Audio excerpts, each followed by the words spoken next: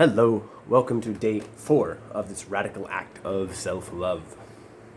If you want to find out more of what this even is, then just go back to video 1 and my YouTube channel, and you'll see me explain more of why this is happening. Essentially, it's an opportunity for me to, day by day, express my radical honesty and reveal parts of myself and to the world that I may have been hiding and therefore playing small, and it's impossible to have any kind of let me rephrase that. The depth that you can bring other people in experience of life is only as deep as I have gone myself. So today I want to talk about confrontation. I'm getting up in your face. Normally in the past, if I would want to express what I want to have for eating, or if what you did, like cheating on me, or the relationship went downhill, and I didn't want to stay in the relationship anymore, I would have these confrontations show up, and then just keep avoiding them. Keep like, I'll handle that tomorrow.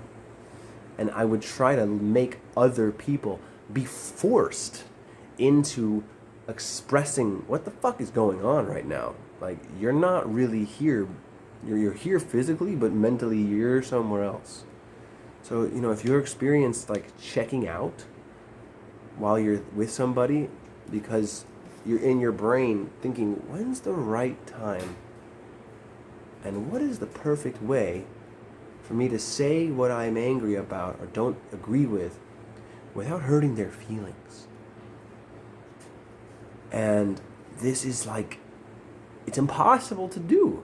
So it ends up pissing the other person off from your incongruity until they finally get so triggered. They're like, ah! Right?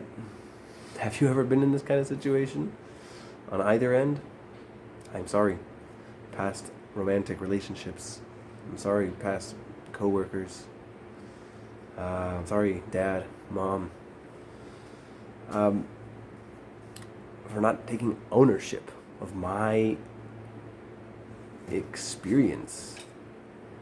And so what I've noticed with the radical honesty living and breathing inside of me, this psych tech, is that I now have a way to express my resentments and anger and navigate confrontation in a very fluid way, where not only do we, how do I say this, have comfort to fight, but at the same time become even closer and more trusting and like happier as, whether it's friends, lovers, or business, partnerships. So what does that look like? Well, for example, a friend of mine, one of my dear friends, Ricky, and we're designing and creating some things together. He's also doing this radical act of self-love for 30 days. He expressed an idea, and I was just like, I don't like that idea. Like, what if we did it like this? Like I said, you're right, that idea is weak. I think if we did it like this, and this, it could be good too. And I would never have actually voiced my opinion, what I think of something, unless I was expressing this radical honesty and believing that my opinion is important and matters.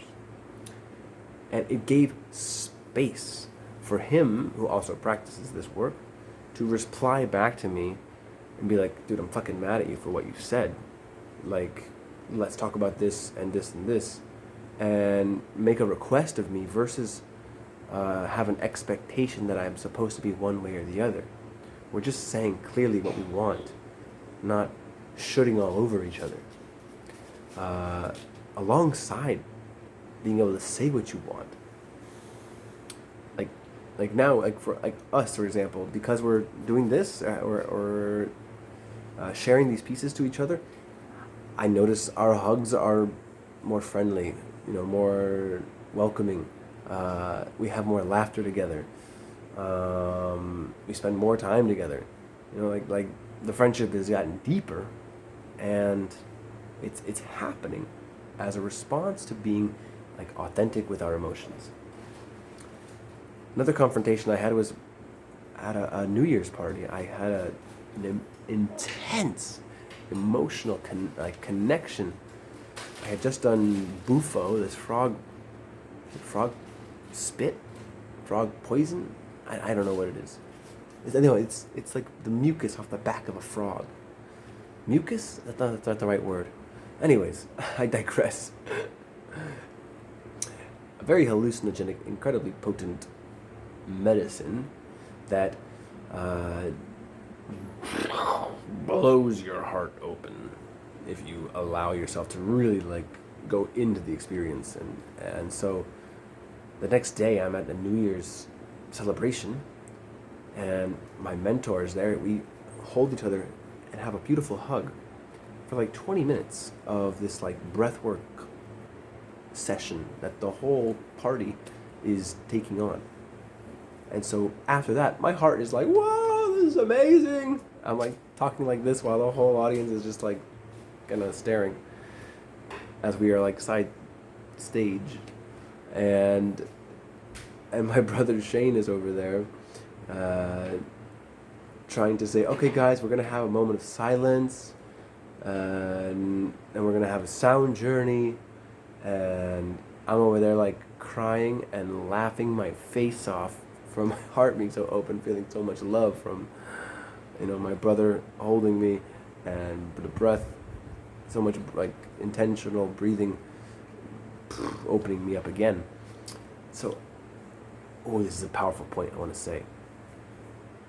Have you ever stopped yourself from doing, being, or saying something because you imagine that the other person can't handle it or that it's inappropriate? When we do that, we predict the other person's boundaries based on the past, based on something that we imagine. Therefore, we stifle and stop ourselves from expressing, and now you're just like back in your head and not in the moment. What I did in that moment was I allowed my expression through, because I felt in that moment, I'm like, oh God, is it okay to make noise? And I'm like, yes, it's okay. I am loved. I am welcome. I give myself permission to express. And if someone's angry about it, I'll talk to them afterwards. And he told me, like, wow, he had never been more angry in his life than that moment that I was so expressive. And sure enough, that triggered the shit out of him to go deeper, into his own heart and into his own work, to be more compassionate to himself and everyone else. And we've become a lot closer.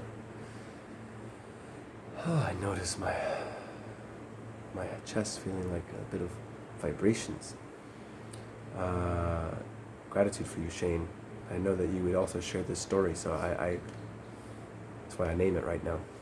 And so the confrontation that we then were able to talk to each other afterwards, because we're in the same like men's group together, to share and define what is acceptable and what, or rather, what was triggered and what we thought was okay and not okay. And it was just a beautiful conversation.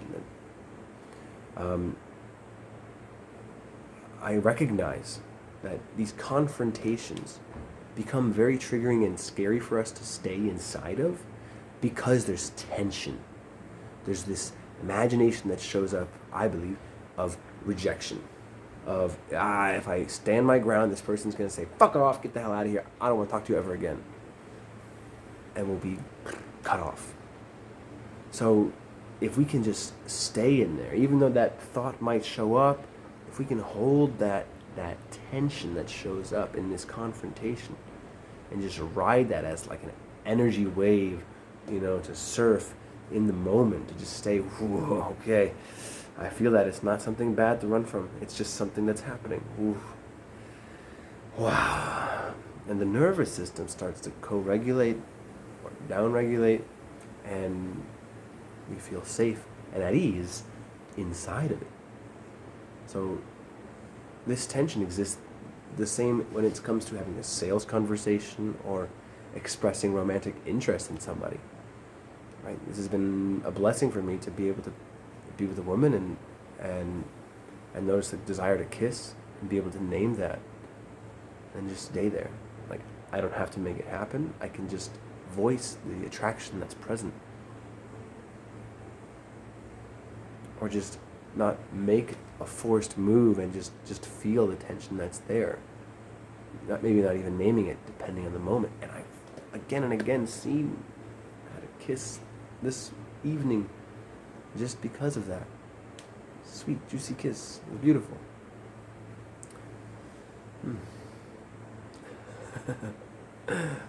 So, yeah, hold the tension inside of your life by recognizing that it's not a negative thing. It's a wave to ride, and the story that you are trying to hide yourself from, the story that you hide yourself inside of, that if I do some confrontation, then I'm gonna be kicked out of the tribe. Well, I tell you what, it's a story.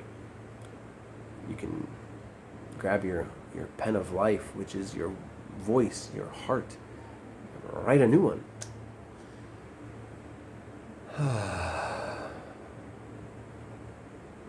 Thanks for listening.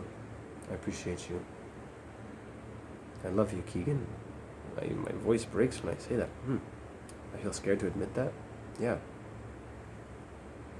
And I also wonder if I'm saying I love you to the people watching this video. Am I? I want to say I love you if you're watching this video. And I feel like that's like fawning. It's the idea of like just trying to get you to like me. I don't want to do that. Keegan, I love you. Whoa, I feel so much tension in my chest when I say that. Like, are you going to say that? Yeah. Yeah, I do. I do. Okay. Thank you again. See you next time.